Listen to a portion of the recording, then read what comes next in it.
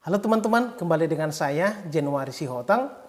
Pada video kali ini saya akan berbagi tips mengenai cara menjawab satu pertanyaan yang wajib ditanyakan oleh dosen penguji Anda ketika ujian skripsi, baik itu di seminar proposal, seminar hasil, bahkan di ujian meja hijau atau sering dikatakan sebagai ujian pendadaran.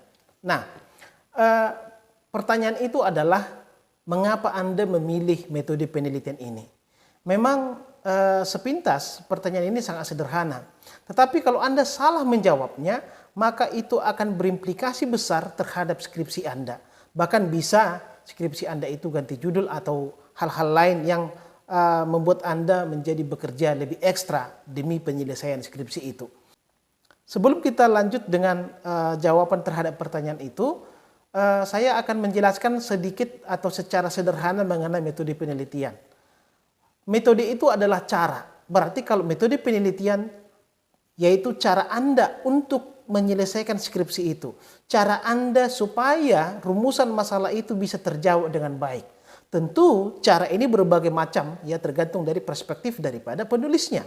Di dalam ilmu hukum ya metode penelitian itu kan ada dua. Ada metode yuridis normatif dan ada metode yuridis empiris. Nah, kira-kira cara yang mana yang paling efektif? Nah, itu yang perlu Anda pilih ketika akan menulis skripsi. Nah, dalam kehidupan sehari-hari, cara itu bisa Anda pilih ketika misalnya Anda mau berangkat dari Medan ke Jakarta. Ini kan caranya ada banyak. Anda bisa naik pesawat, naik bus antar kota, naik sepeda motor, bahkan jalan kaki. Ini semua bisa membuat Anda sampai ke tujuan dengan baik. Tapi pertanyaannya kemudian adalah yang mana yang paling efektif? Yang mana yang bisa Anda tempuh?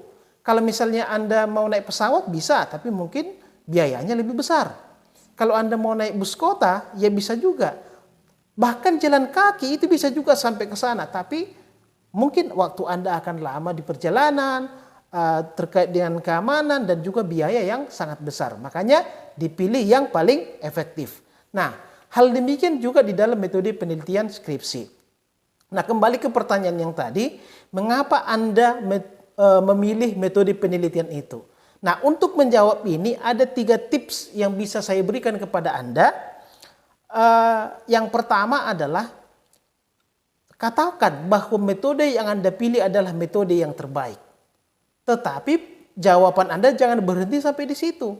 Silakan misalnya Anda bandingkan dengan metode penelitian yang lain. Katakan bahwa kalau misalnya Anda menggunakan metode yang lain, itu tidak bisa menjawab dengan maksimal terhadap rumusan masalah skripsi. Nah, misalnya ada satu judul skripsi ini. Penyelesaian sengketa tanah menurut hukum adat Batak di Kabupaten Samosir. Misalnya ada judul seperti itu. Apakah bisa Anda menjawab ataupun meneliti itu dengan menggunakan metode yuridis normatif? Bisa. Apakah Anda bisa menyelesaikan itu dengan menggunakan metode yuridis empiris? Bisa. Dua-duanya ini bisa. Tinggal kemudian Anda memilih yang mana yang paling tepat. Kalau Anda mau memilih metode penelitian yuridis normatif, ya silakan melakukan studi kepustakaan. Ada banyak literatur yang membahas mengenai penyelesaian sengketa tanah di Kabupaten Samosir berdasarkan hukum adat Batak.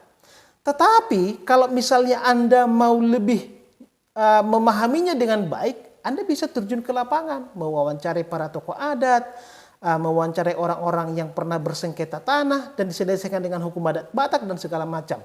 Ini mungkin akan berhasil dengan baik daripada Anda melakukan studi literatur atau studi kepustakaan atau metode penelitian yuridis normatif.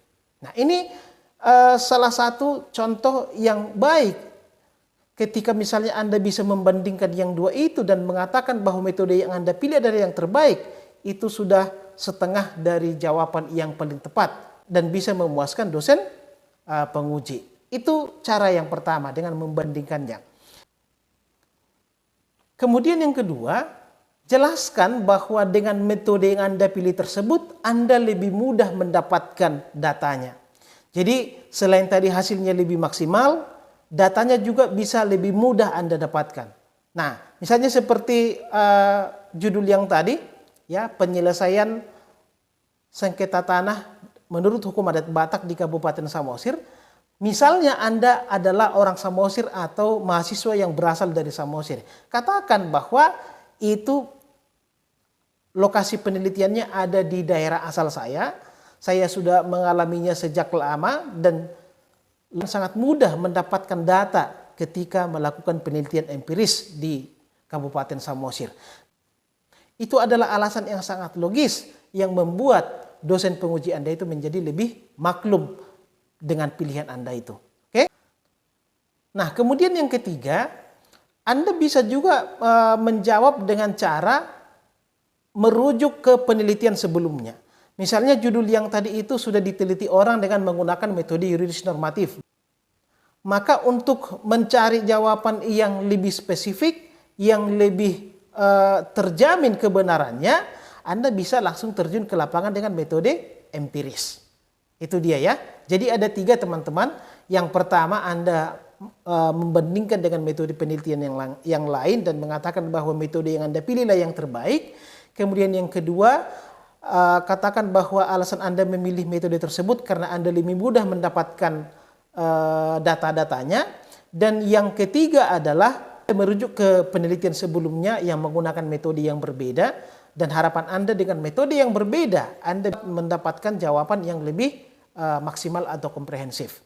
Itu tipsnya. Lalu kemudian seandainya muncul pertanyaan yang kedua, atau misalnya dosen penguji Anda tidak puas dengan jawaban Anda, dan dia menyarankan supaya Anda mengganti metode penelitian. Apa seharusnya jawaban Anda? Maka jawaban Anda jangan langsung mengatakan ya atau tidak. Oke? Tapi coba Anda tanda kutip mengulurnya dengan mengatakan nanti akan saya diskusikan dengan dosen pembimbing saya. Karena bagaimanapun sebuah skripsi itu bukan hasil dari kerja Anda sendiri, tetapi kolaborasi antara Anda dengan dosen pembimbing. Nah, dengan cara seperti itu kemudian di satu sisi Anda bisa mengulur waktu atau langsung tidak dicap salah atau benar, tetapi di sisi lain juga Anda bisa menjaga marwah daripada dosen pembimbing Anda. Oke, saya rasa teman-teman itu tips sederhana yang bisa saya berikan. Semoga bermanfaat. Terima kasih.